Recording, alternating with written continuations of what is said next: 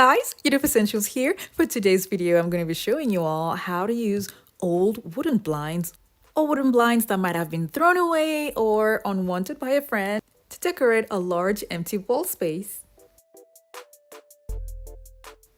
These are pretty long and I'm guessing it came from a very long window. So all I'm going to be doing now is using my ruler in between the wooden pieces as my guide to give me accurate spacing, which has reduced the time that I would have used in measuring and calculating and spacing it out using either masking tape or any of those kind of stuff. I'm just going to be using a ruler in between to make my job a lot easier. This DIY is pretty straightforward, you guys. You just use a nail gun and keep arranging those slats in an orderly way till it's finished. If you're new to my channel, it's so great to have you here. Now don't forget to click on the subscribe button and that notification bell so you don't miss out on any of my latest videos.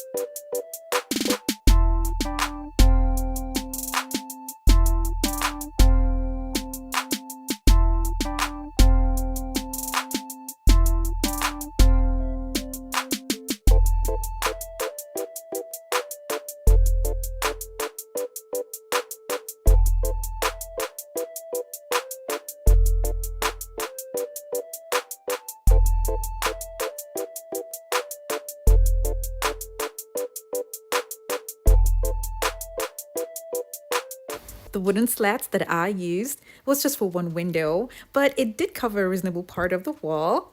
So now that I'm finishing up, I'll be adding some mirrors to the design. I'm gonna mount these vertically, so I'm just gonna be repositioning the hooks.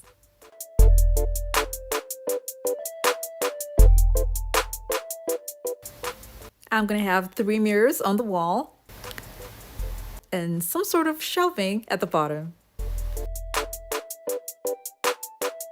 These are the crates that I have and the size is perfect, so I'm just gonna have them mounted here and here. That way I can have another long piece of wood on top of it that's gonna serve as the shelving.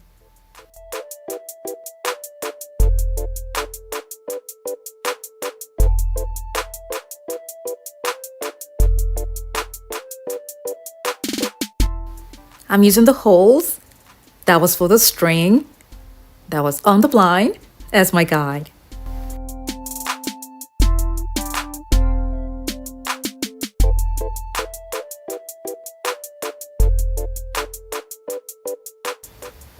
The whole idea here was to use these as some sort of storage, but because it's somewhere at the corridor, I don't think they will be too convenient. So after I had these mounted on, I was hitting myself on the head saying that I should have just used brackets. I seriously would have just used wall brackets, but I decided to just cover it up so it would look like some sort of white cube shelf that'll be on there. I mean, I have a lot of these crates, so I'm not going to regret losing 2. So I just went ahead to make it into a long white kind of shelving. And so far so good. This is what it looks like. I'll be putting a beautiful glass vase at the top in the middle.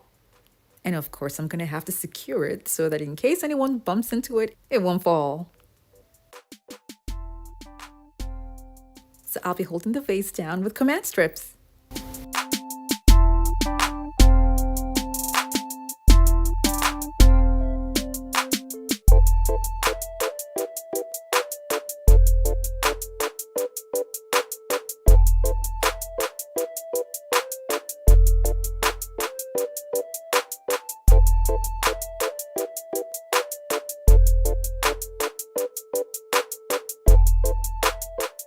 I don't really like the part of the shelf that's extended out, so I'm gonna be using something that I've had for a while that I used for another project right there in the middle. I used it for my entertainment center before.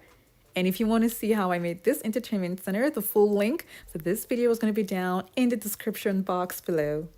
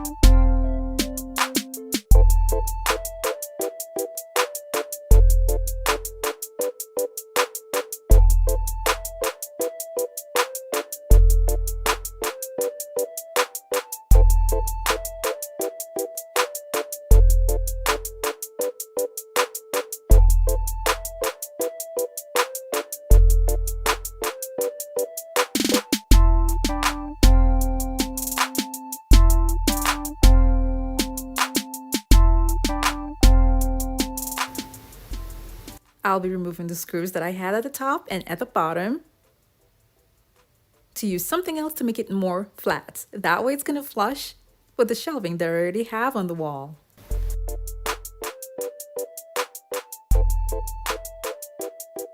I love this decorative onlay and I've used it a lot for my videos, and the link for it is going to be down in the description box below.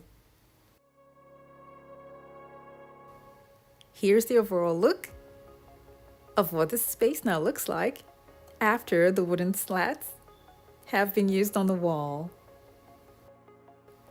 This is what it used to look like before, but then now with wooden slats from a window blind, this is what I have now on the wall. If we hold ourselves together, we'll go far. This has a fresh and modern look, and it took no time to make it all. This is when you have lights inside of the box that I had put in the middle of what I made. I had so much fun making this.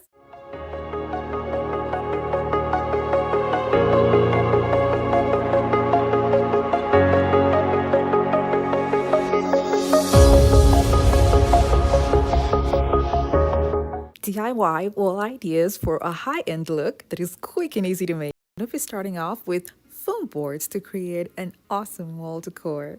Now, a lot of you have been asking me why I start with foam boards on the wall first before attaching the contact paper. Now, I want to let you guys know that this is the reason why. My walls are not smooth, 1. 2, I live in an apartment. If I have a whole lot of wallpaper on the wall, taking it off, I'm pretty sure some parts of the paint is going to come off. Now, what I'm going to be doing, like I do for my other projects, is to attach the foam boards to the wall before then applying the contact paper. Now, if you have a smooth wall at home, you can skip the part of attaching the foam boards and just attach it directly to the wall. Now, if you live in a rental, you have to make sure that the paint that's on the smooth wall is not going to come off when you take off the contact paper.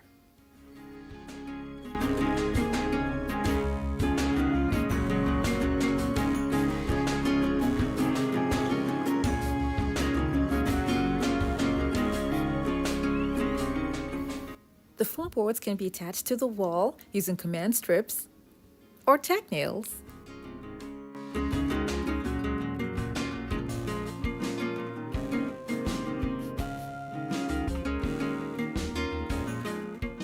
I use the really small ones that kind of look like thumbtacks on the wall, but without the caps.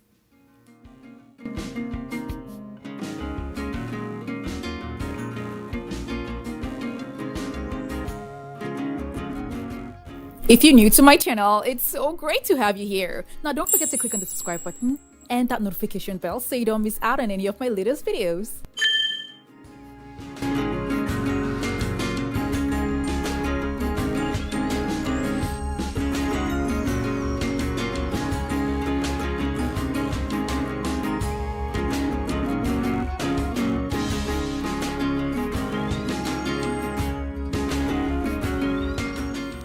I'll be using a white contact paper on this to cover up where all the foam boards meet.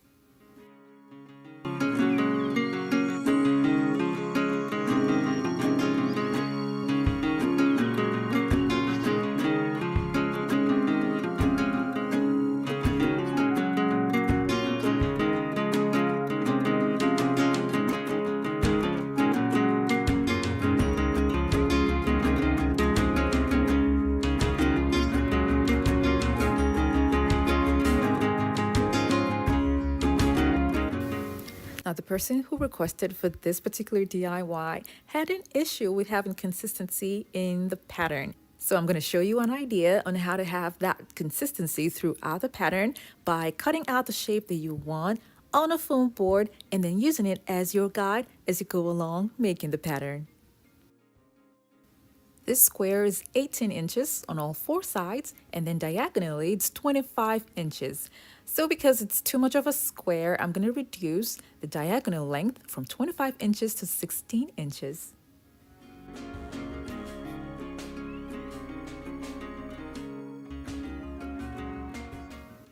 Now I'm going to go ahead and trace out the shape on the boards. You guys may not be able to see this because I'm making very thin marks to make sure that it doesn't show too much when I'm done with the design.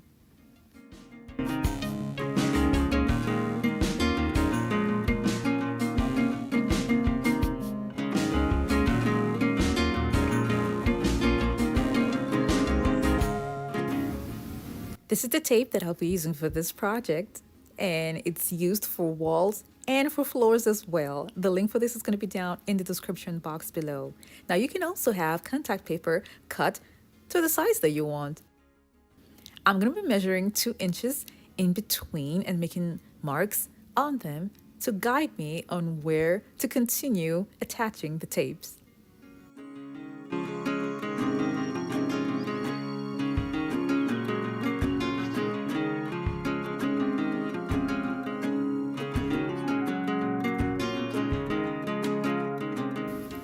As I'm attaching the tapes, I'm also going to be cutting out the edges to make sure that it aligns to the line that I have already drawn that's from the cutout foam board.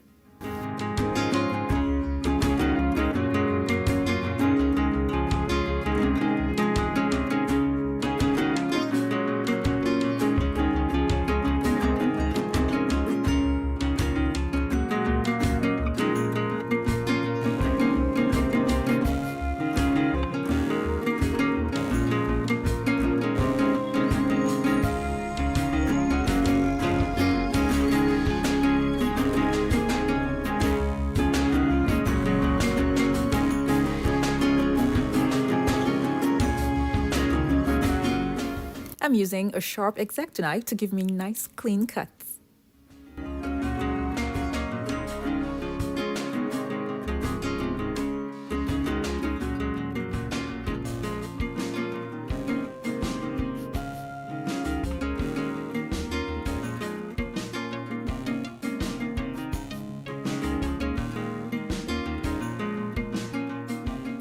When I was done with this, I then went ahead to start the other project, which is also a requested video.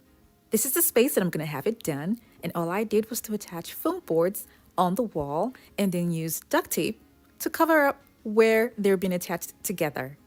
This is marble contact paper that I'm going to be attaching on the foam boards instead of just leaving it black.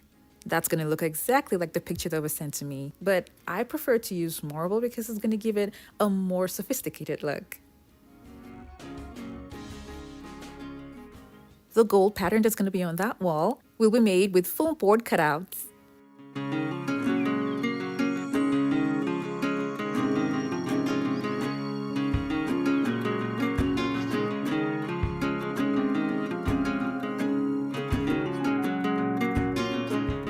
I'll be cutting out squares and making frames out of those squares and attaching them to the wall.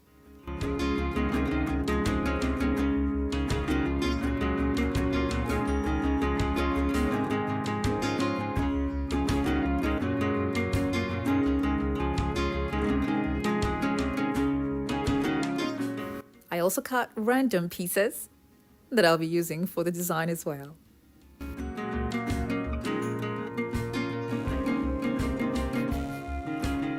Here's another self-adhesive tape that's in gold, and it's also used for walls and floors. The link for this is going to be down in the description box below.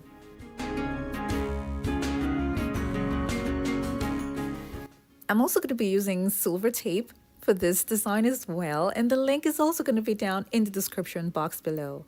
I'll be starting with the silver tape because that's going to be attached directly to the marble contact paper.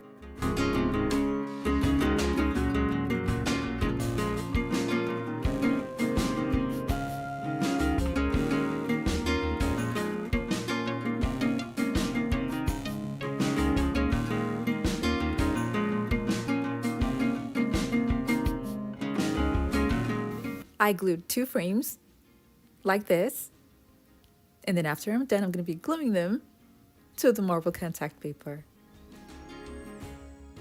After attaching it, I'm now going to be using the self-adhesive gold tape over it. Now you can do it like this, or you can have the tape attached to the squares before attaching it to the marble contact paper. It's all up to you.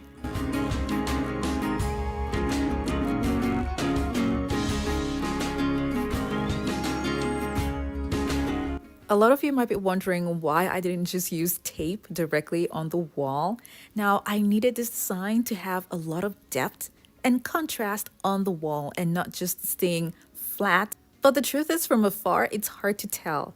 But it's going to be nice when you come closer to it and see some kind of contrast and some kind of depth. Here's what it looks like when I was done. Now, I love this. It is so pretty, and I wish I did it on a larger wall because this was really cheap to make and easy as well. Here's what the first design looks like, and I love the monochromatic scheme that's going on with the black and white. I also wish I did this on a larger wall because I really love the way it looks.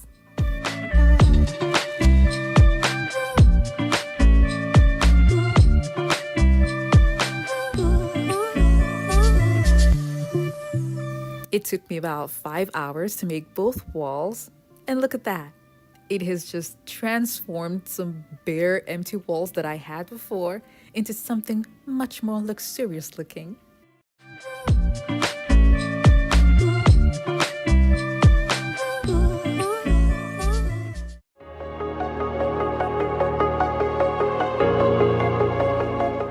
Guys, Unique Essentials here. Today's video is a requested one, and I was asked to make a beautiful wall decor using foam boards. So I got this trifold foam board from Michael's Craft Store because it's harder than the ones you get at the Dollar Tree. I'm going to be using this for the project.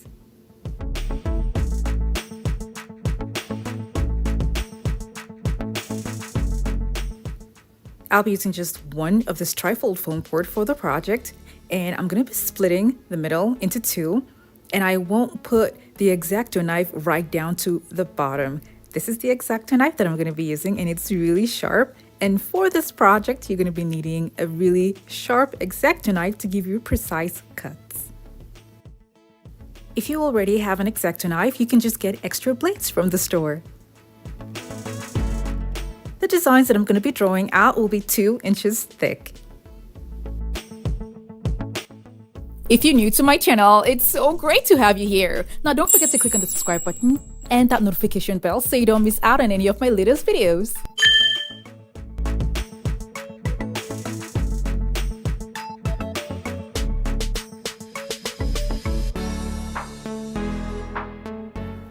My large trifle board is going to be glued to a cardboard. I'm going to be cutting down this cardboard to size, and this is going to be the base.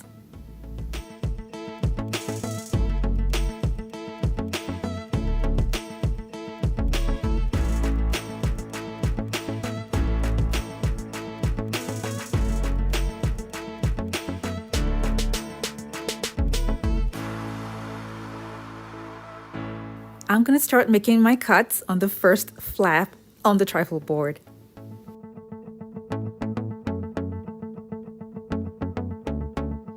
Here's my first cut. Now the second cut is going to be on the other side. They're going to be alternating, and I'm going to be doing this on and on and on till I get to the very end. For the middle of the trifle board, I'm going to be cutting out all of the pieces to make the pattern.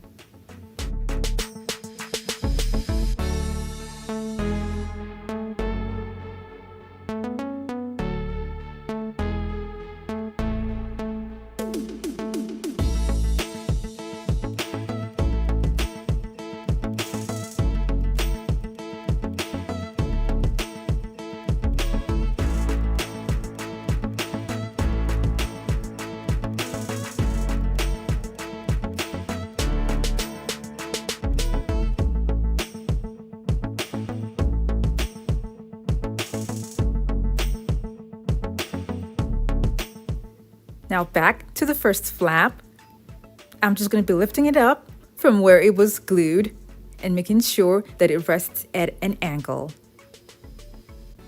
And then for the side that's at the back, I would have to cut some part of the first one just so that I can have the front come up just a bit. For the alternating side, I will have to remove the whole board and then glue it back like this.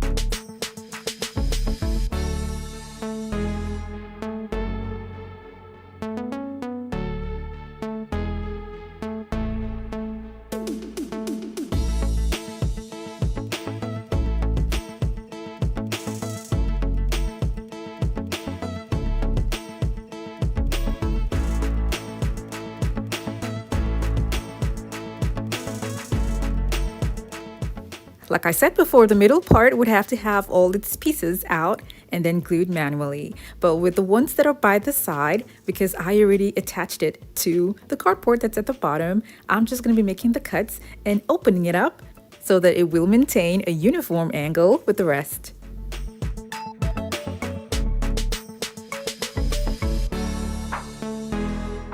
The boards for the alternating pattern are going to be removed and glued down to form an angle, just like I did for the other side.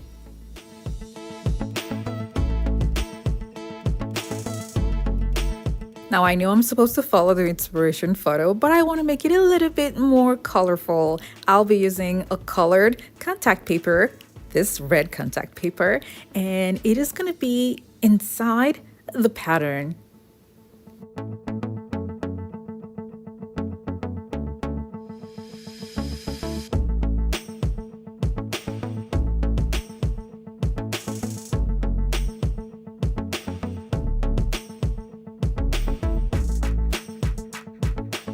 You might be wondering why I cut mine into smaller pieces before attaching them to the design. I did not have enough contact paper. That was why I had to take this route. Now, if you have enough of contact paper, it is much better and it's going to save you a lot of time to just attach the contact paper to whatever it is you're using as the base. I used a cardboard box, and if I had enough of contact paper, I would have just attached the contact paper to the box before attaching the foam board on top. That was going to save me a lot of time. But like I said, I didn't have enough, so that's why I had to do this.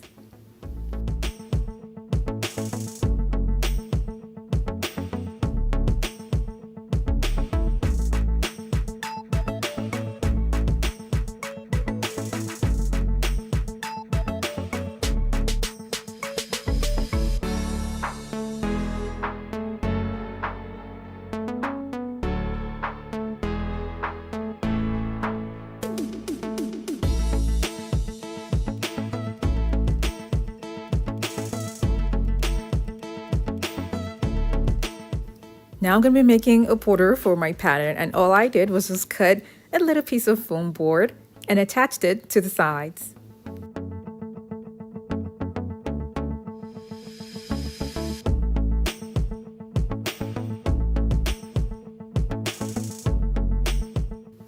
I attached it to the wall with command strips, and this is what it looks like. Now you can see that the outer sides are hanging because I just left them at an angle, and that's not really going to stay long enough. So what I did was to use contact paper on foam boards, cut them into little pieces, and then attach them so that they can stay firmly together.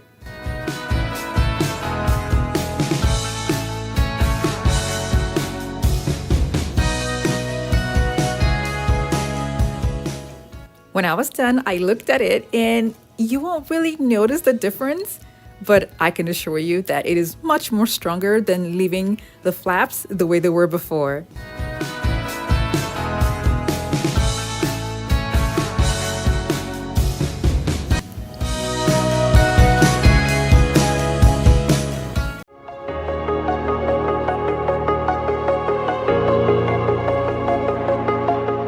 Today's video, I'm going to be sharing with you how I'm going to cover up large blank wall spaces in a rental. I'm going to be starting with foam boards that I got from the Dollar Tree, and the foam boards are going to be attached to the wall.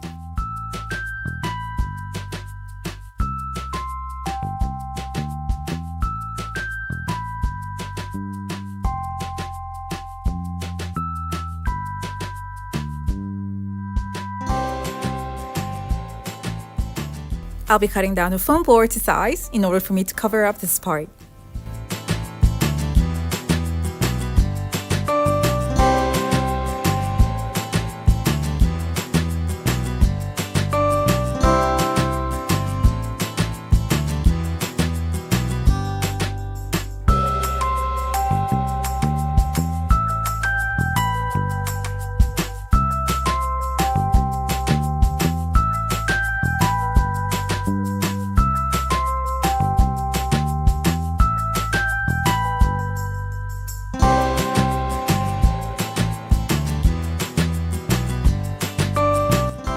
If you're new to my channel, it's so great to have you here. Now don't forget to click on the subscribe button and that notification bell so you don't miss out on any of my latest videos.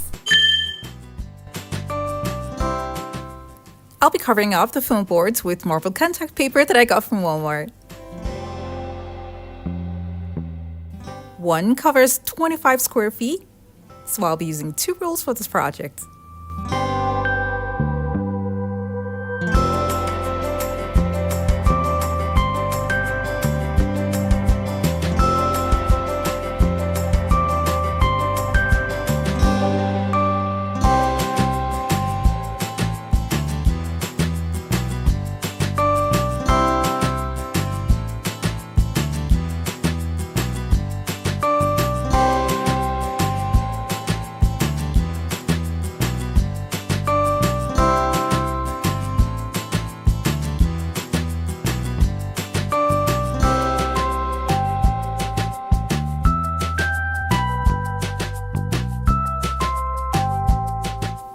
I don't know if you guys have noticed that the foam boards that I used are kind of bringing out lines as I attach the contact papers, and that's not good. But let's see how it goes. These lines are probably because I got foam boards from the Dollar Tree. So I'll recommend boards from maybe Walmart or any other craft store.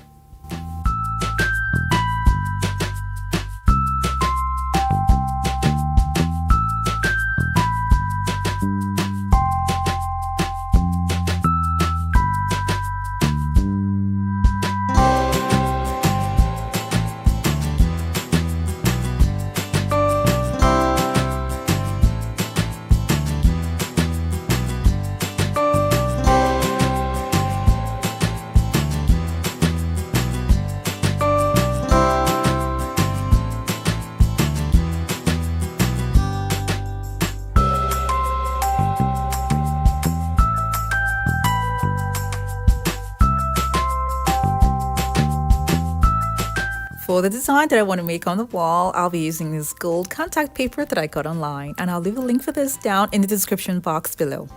I cut it into strips of 1 inch, and I'll be attaching this to the wall.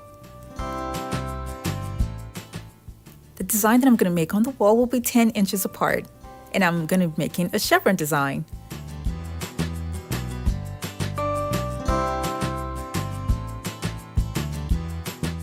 For those of you out there who want to make a different design, maybe like vector patterns, you can use this. This gadget is so cool because it's got laser and tape. I'm going to leave a link for this down in the description box below. Now, I was going to use this because I wanted making a vector pattern before, but I changed my mind and decided to go for a chevron pattern. All I'm going to be doing now is using the points that I have marked that are 10 inches apart as my guide as I attach the contact paper.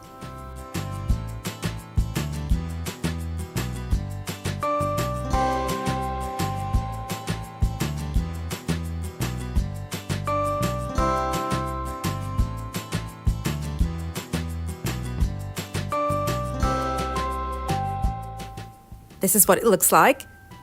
In a way, I thought the lines were too much. So what I did was to remove some of them that were in between one another, and because I couldn't make up my mind on which was better, I just put the whole thing back. For the second wall design, I'll be covering up this wall space. And the wall sconces by the side is a DIY project that I made some time ago, and I'll leave a link for that down in the description box below.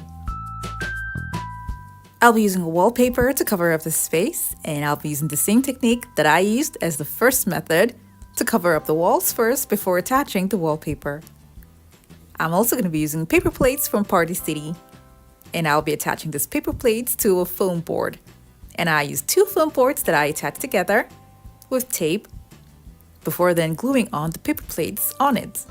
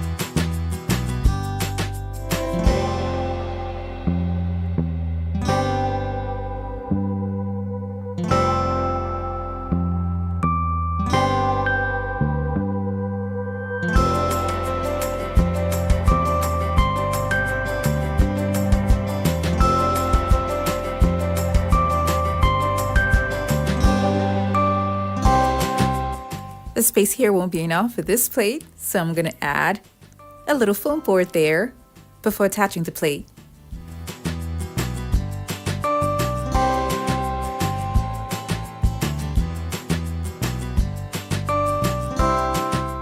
Now I'm going to go ahead and cut off the excess board at the back.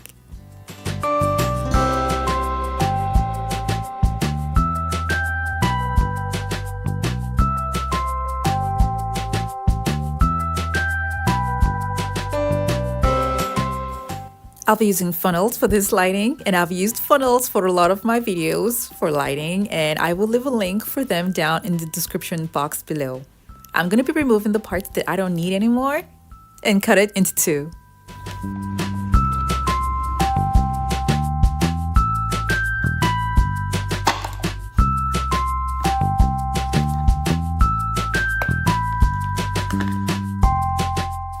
I used 3 funnels. Now I have 6 pieces that I'll be using for the lighting. I'll be covering up the funnels with contact paper, and I'll leave a link for this mirror reflective paper down in the description box below.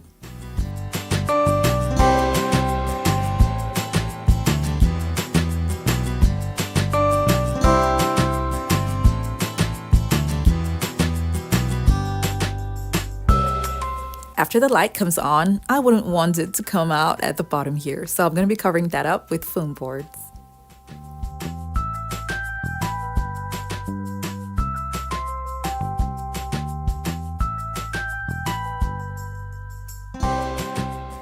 I'll be using remote control push lights that I'll be gluing onto the funnels and to the board. I then attached what I made to the wall with tack nails.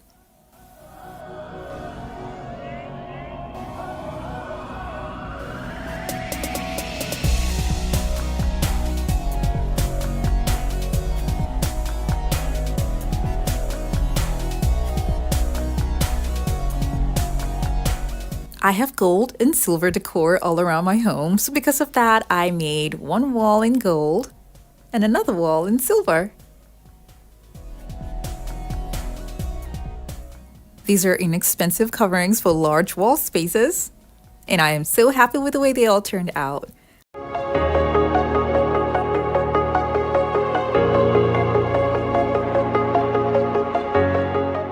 Started this project with wood that I've had at home for a while, and this is going to be for a queen-sized bed.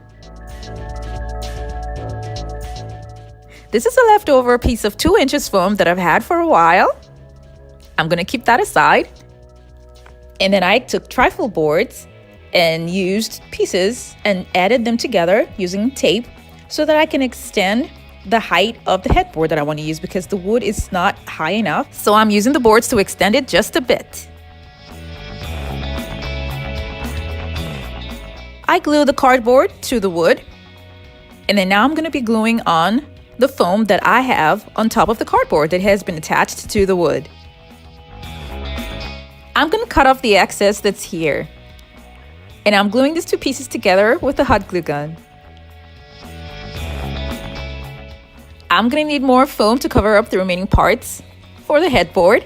And then I got to Walmart and they didn't have 2 inches foam. What they had at that time was 1 inch foam, so I had to get 2 of it so that it would work together with the 2 inches foam that I already have.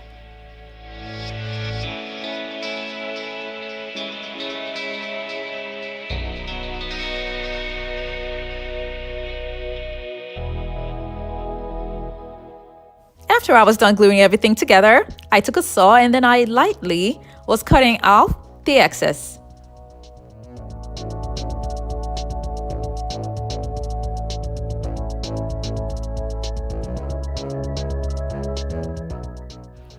And when I was done, I turned it over and you can see the 2 different foams, but that's okay because it's not going to be visible when the project is finished. I then made 6 points on 5 horizontal lines with 8 inches apart, giving me squares. And I made extra points in between each of the squares. Now these form diamond shapes with a slanting pattern. To create deep holes, I'll be using metal pipes. Now this metal pipe is really small and I didn't really like it because it was small. I actually had a bigger one, something with a larger diameter, but it was PVC pipe. It wasn't metal. And you need the metal because the metal would give you actual holes because of the sharp edges. And now the next thing you need to do is place it on top of the point with very minimal pressure and rotate the pipe to make the cut at the surface, and then add a lot of pressure till you get to the bottom. You'll be able to take out the foam that you've cut out and see just how deep it is.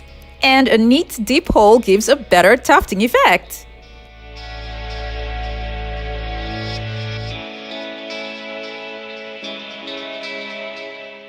This was so much easier than using scissors because it took me 10 seconds to make each hole.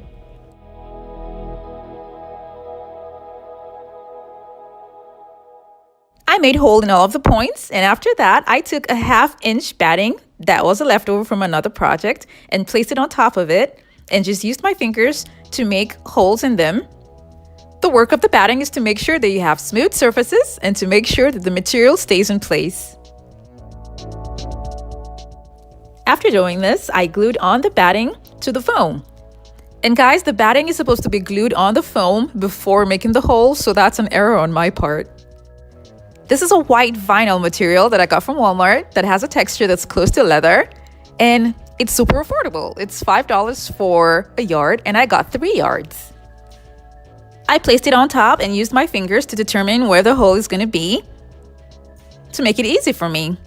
And then I'm going to be using washers and nails. These are screw nails. The screw nails work perfectly with the washers because the washers helps it from not coming out after it's been screwed into the material. It is important to make a hole first with the screw nail before you begin to exert pressure while putting it in.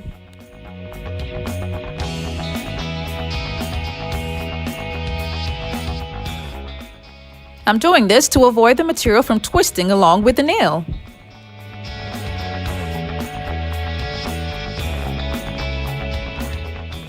The more holes you make, the beauty begins to come out. And as you can see, I'm using my hands to determine where the hole is before I put in the screw nails.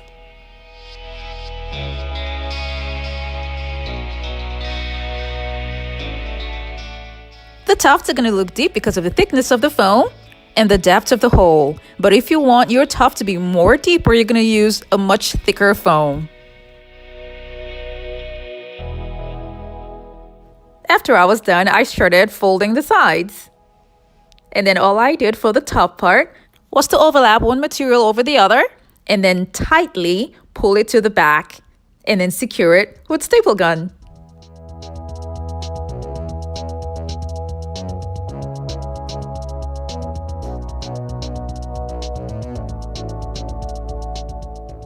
Like I said before, this is for the top part and I wanted lines to be there. And I just stapled the other sides at random and turned it to the back and then secured it with more pins.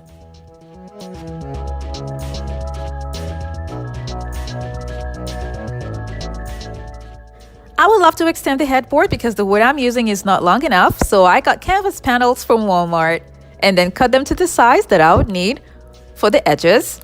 And then all I'm doing here is placing them to be flushed with the wood and then making sure that they're flat and then securing them with staple pins. This is just to keep it in place for now. After that, I'm going to go around with craft sticks.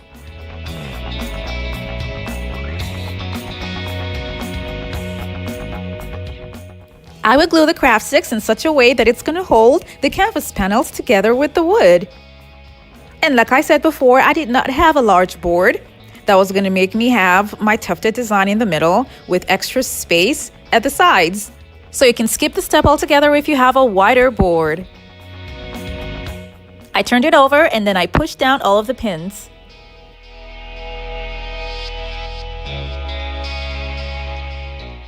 I used crystal buttons that I got from Walmart and used the hot glue gun to glue it on top of each of the nail heads that I have in each of the tufts. Now, because the request was made for something decorative at the corners, I'm going to be using a decorative mirror decal that I used for another project. The link is going to be in the description box below. I used it, but not the same design though, arranged it differently at the corners like this. And then I'm going to be using 1-inch mirrors at the middle here, and another one between these two here. To cover up the pins and to add some design by the side, I'm going to be using bling wrap. Because of the nature of the design of the tufts, it's going to be hard to get a straight line, so I'll be using a ruler as my guide.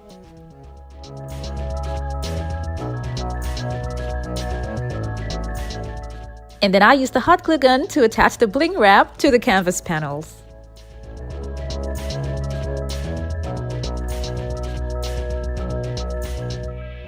You can see the space here, and that's because of the material that was pushed at the back.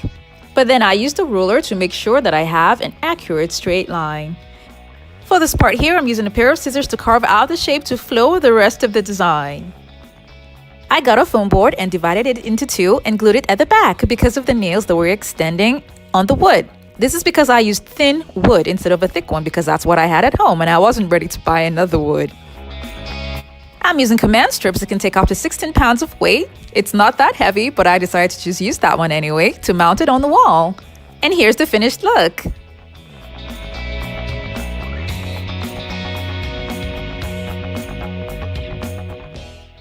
I love the way the design at the top looks like.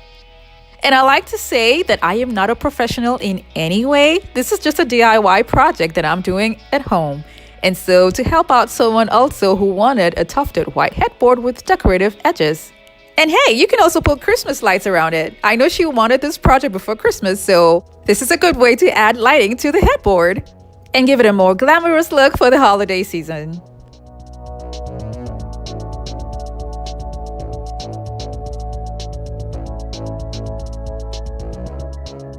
And if you're not into tufted headboards, I have some other headboard designs that I've made, and the link for all of the headboards will be in the description box below.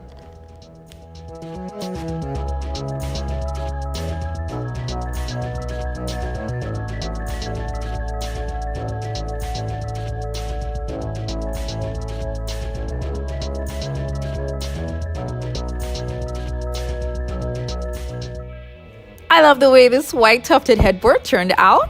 And I also love the look of the decorative edges. This is a pretty high headboard. And I like to recommend to the lady that wanted making this before Christmas too. Please use a thicker wood to avoid all the other problems that I ran through using a thin one. Let me know what you guys think about this headboard in the comment section below.